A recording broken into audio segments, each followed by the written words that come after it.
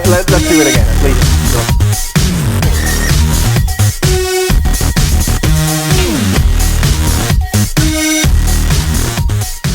Good morning, everyone. I'm Matt Richardson, Vice President of KRTS.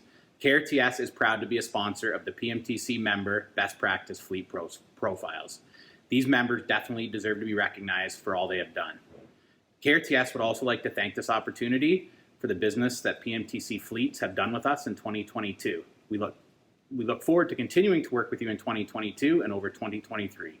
KRTS is a proud supporter of the PMTC and will continue to be moving forward.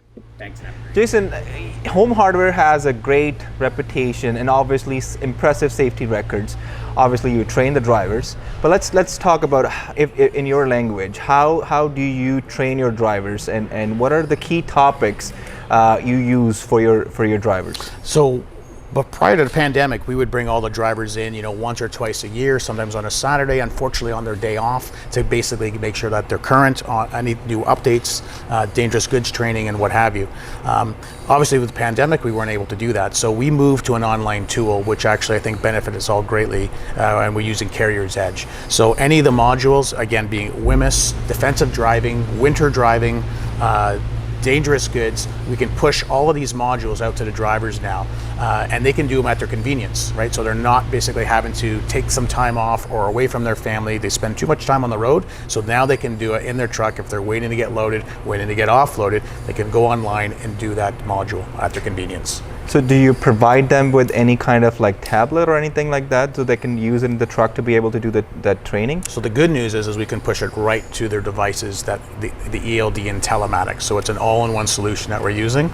So it's great in that they don't have to fumble with a different device to specifically do the training, and we can push out those modules on a monthly basis depending on what the current topic is. So again, we're coming into the winter driving season. We're going to send out a winter driving reminder and some refresher training that they can all start to do.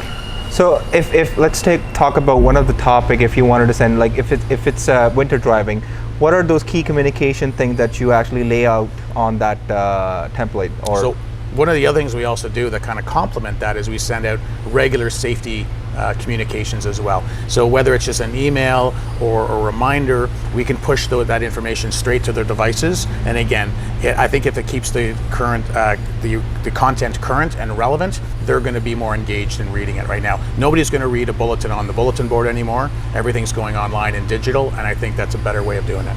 Is there any testing involved in that, like any competency test after the training? Absolutely. Again, for where we need to make sure that we've got regular annual certifications like dangerous goods or WMIS, they actually have to do a test and a quiz at the end and get a passing score.